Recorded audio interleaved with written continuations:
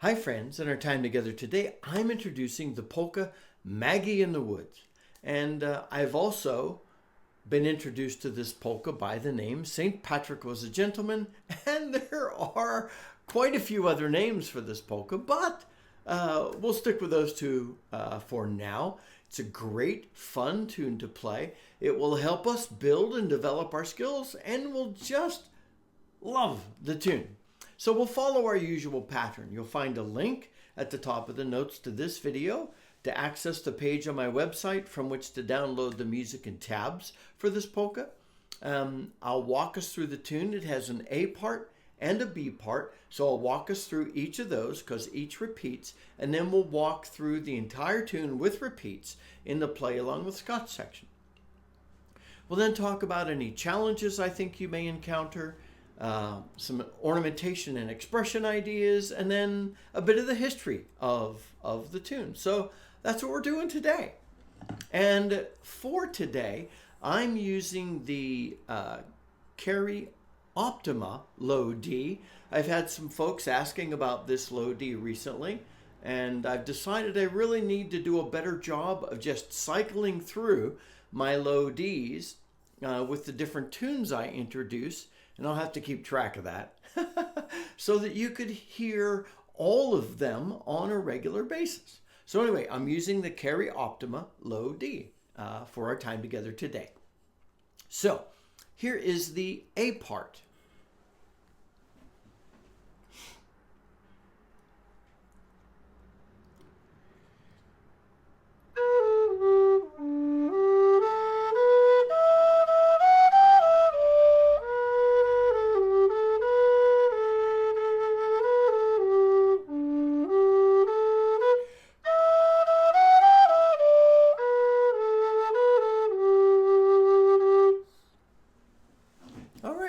Fairly straightforward.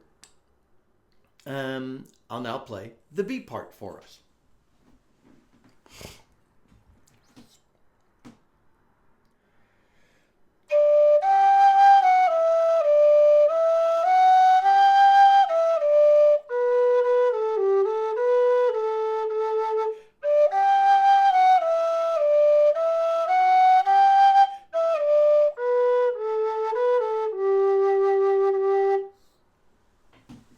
So that's the A part and the B part, and I'll add chapters to the video so that you could jump back and forth if you want to really pay attention to learning the A part or pay attention to learning the B part. You could go through each of those a number of times just by jumping to that chapter.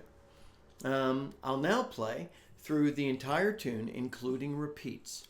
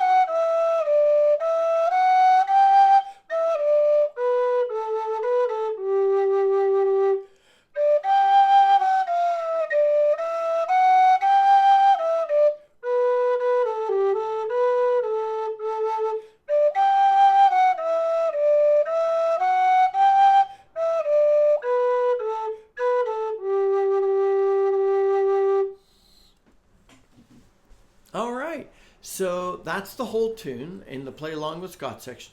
I have taken recently to starting to play the Play Along with Scott section just a little faster when I have an A part and a B part that I walk us through more slowly. So the idea is that you'll learn really the core of the tune in the A and the B part, and then as you start getting comfortable with it, come play along with me at the slightly faster pace.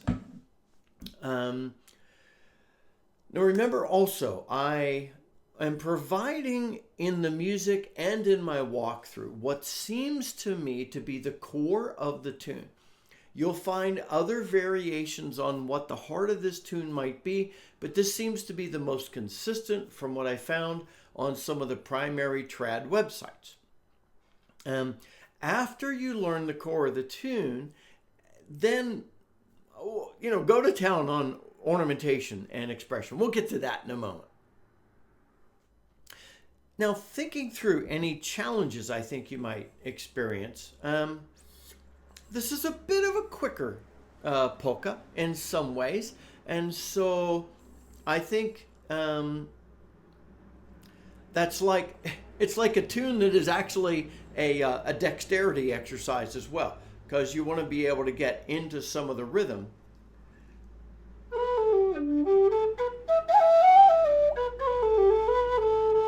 So work on that. Work on the speed development. You do have to play to the second octave G. That shouldn't be too much of a problem. Nothing too low, nothing too high. So it's a great tune to really learn to develop. And you may find you have to play it slowly, and that's okay. Play it at the pace you can so that you can grow and develop, and then play it in a bit, you could play it at a pace you can't today. Now, thinking of ornamentation and expression, it's a happy dance tune. So keep it flowing, keep it bouncy. Obviously, you want some, cut taps. You could throw a slide or two in.